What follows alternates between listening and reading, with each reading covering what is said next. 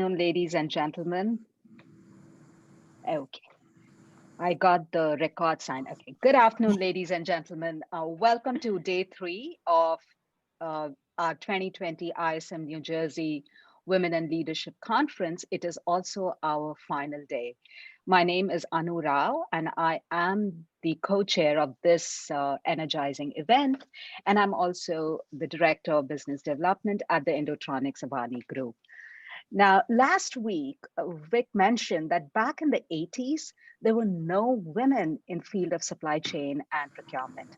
Now, fast forward to today, our past two presidents have been women, and they are also longtime attendees of Women in Leadership event.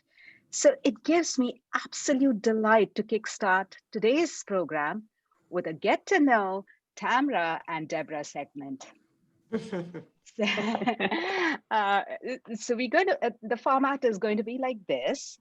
I'll start with a few questions for Tamra, and then Kim will take the stage and ask a few questions of Deborah. And then we're going to surprise both of you with one or two very quick questions. We just ask you and you got to answer anything that comes to mind. Okay. So Tamra, are you ready? I'm ready. Okay, so for best effect, so you can hear Tamra in speaker view, make sure that you have it on speaker view mode. So Tamra, tell us one fun fact about you that we most likely don't know.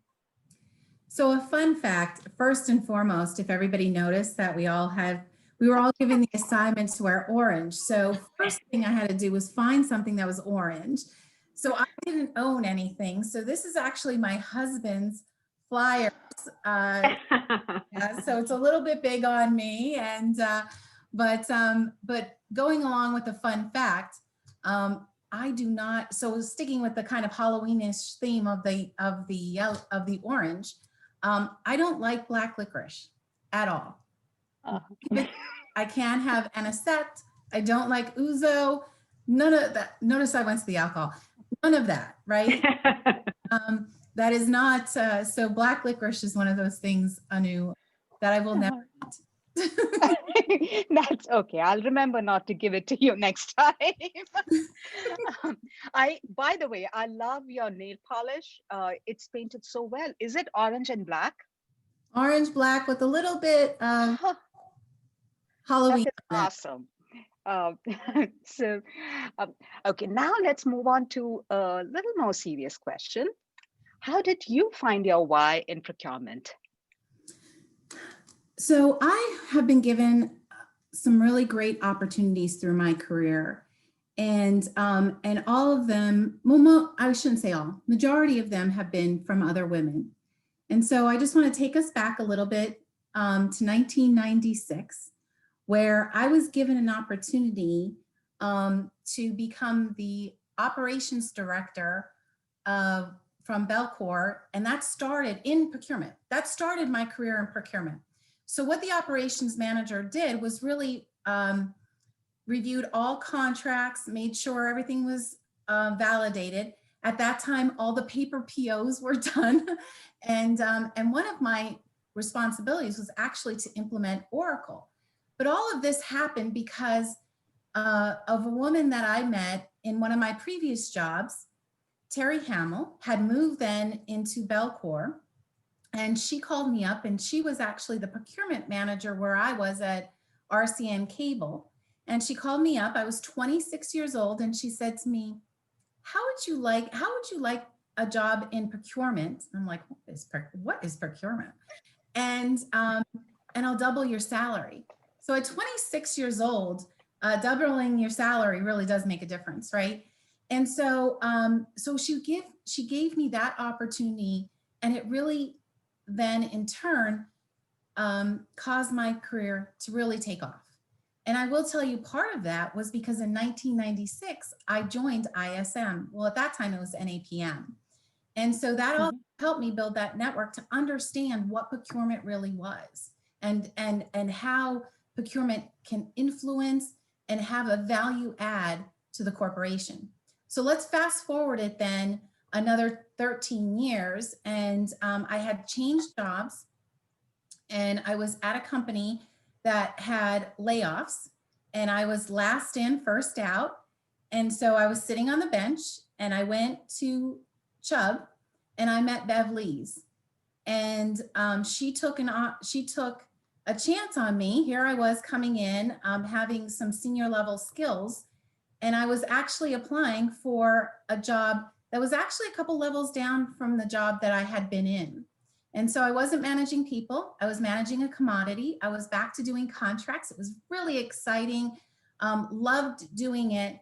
But again, it was one of those things where it was a chance that she was taking that I was going to be able to fulfill that position.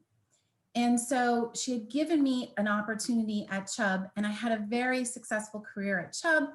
And again, now having an opportunity to take that, what I've learned there and in procurement, and now here at Corteva, bringing those skills to Corteva.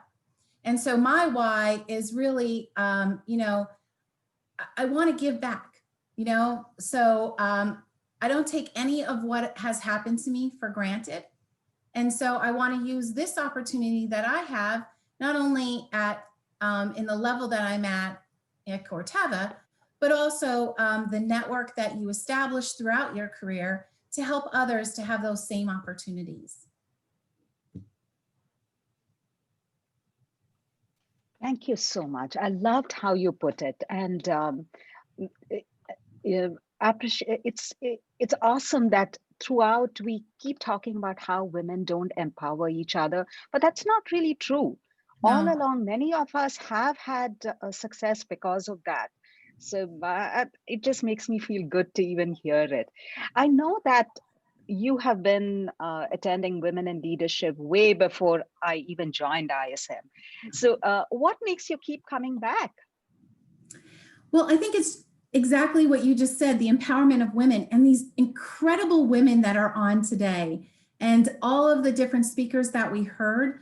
I leave Women in Leadership not only meeting new exciting individuals, but also really taking knowledge nuggets back with me, right? And learning from other people and being motivated to do that. I mean, you know, last week, Amanda, you know, thinking about an entrepreneurship that she, you know, took the leap of faith, leaving procurement and going and starting her own companies.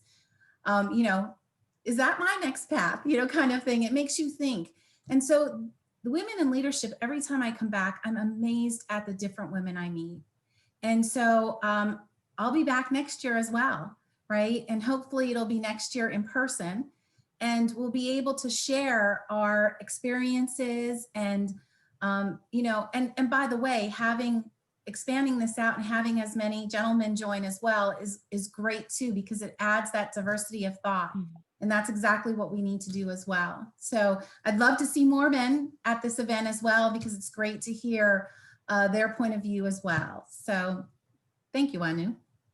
And thank you, Tamra. And yes, I do hope that's been one of our objectives, Kim and me, trying to get more men involved. Because as you said, we have to empower each other, help each other grow. And so, thank you, Tamra. I'm going to turn the stage over to Kim.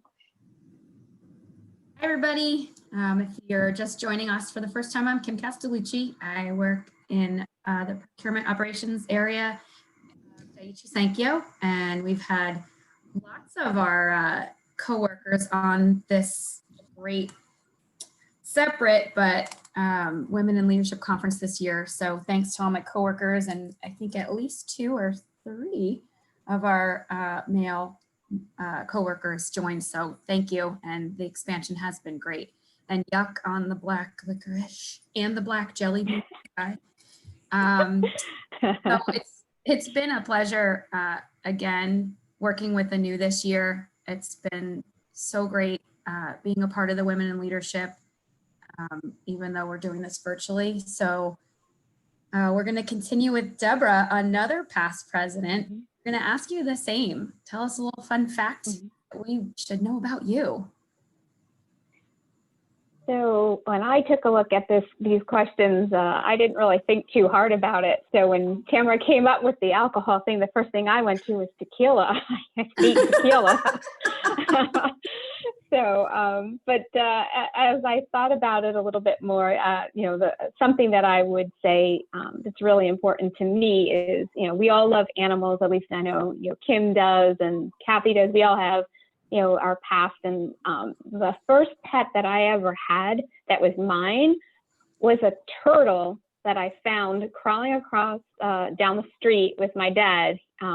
We stopped the car, backed up. I didn't know what he was doing. We got out of the car and we picked him up and we brought him home. And that was my first pet. And it sent me on a long road of pet after pet after pet. So, and it's not always your normal, everybody has a dog or a cat. I usually have parakeets or fish or something to that effect as well. Unfortunately, right now, all I do have is a dog, but hopefully soon we'll be able to rectify that. Awesome. Was his name Speedy? What was the turtle? I called him Sammy. Sammy? I think everybody Yeah. named their first pet Sammy. I think my first, 5 that I thought was one fish was Sam. So yeah. I was 7. What other names do you really know, right? Yeah, so yes, shameless plug with the dogs. I have my third puppy right now, Foster, if anybody needs a puppy. Oh, really? Good Yes. for you. Yeah, I'll pick her up later. She's kind of sleeping and I need her to stay that way. But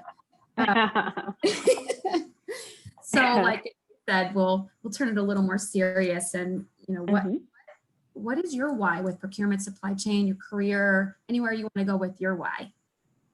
Yeah, no, so I think that when I think about my why, and of course that's been something I've been thinking about over the last 3 weeks, and then of course in the planning sessions, what is my why? Why do I do what I do?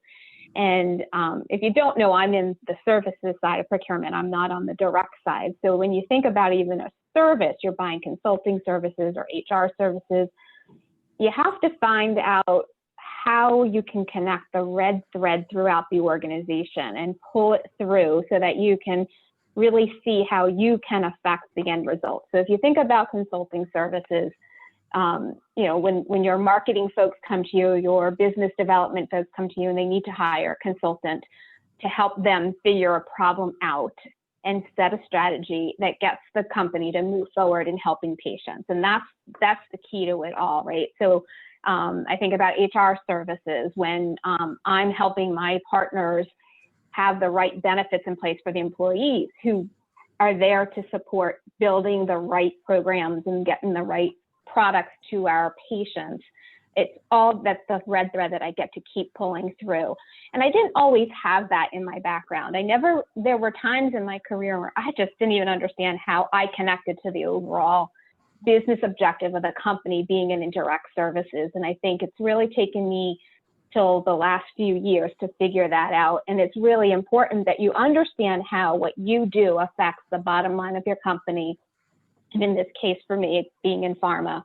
It's helping patients feel better, get through whatever it is they're getting through and be able to wake up the next day and keep going and fight. Same, Deb. I'm in indirect as well. And for a very long time, I had no idea how what I did every day, did anybody really care? Who cares Right. about the supplies? Who cares about UPS? Well, if you need to get something on the direct side somewhere, then I guess you need shipping and UPS. Yep. Yep. Yep. Took me a long time And as well. somebody's got to do that. Yeah. So thank you for that. That's awesome. Sure. And as Tamra explained to us about coming back next year, I hope everybody else does. What keeps coming back and always staying involved and always helping on this team? This conference has really helped me tenfold in my career. It gives you things to think about, little tidbits that you pick up, 1, 2, 3 different nuggets that help you think through, what am I working on now? Then how do I want to get to the next step? And, is it a lateral move? Is it a promotion? Is it a different company? And this conference always gives you the ability to find those nuggets to help yourself internally. And then once you can help yourself, you can help others. I know, Tamra, you talked about helping others. Well, until I can figure out me, I can't help you. I don't think that I would do it justice without that. So it's really important that this conference to me gives you those pieces. And the reason I keep coming back and back is again, the network and meeting the different people in the different parts of the organizations, different industries, and helping the team and the committee build the agenda and seeing how it all comes together. It's an exciting process. It's a nerve-wracking process, as you obviously know. But when you see it come to fruition, as we have in the last 2 weeks, and the same with today, it's a great conference. I think somebody mentioned something about men keep coming back and building on the men. So men have to think about, and we have to figure out how to get to them to think, I may not be a woman, but I report to a woman, and or a woman can report to me. So how do we tie that to their thinking and being better leaders of women and for women? And I think that's a really important piece of what this conference can do. Really insightful. That was awesome. Thanks.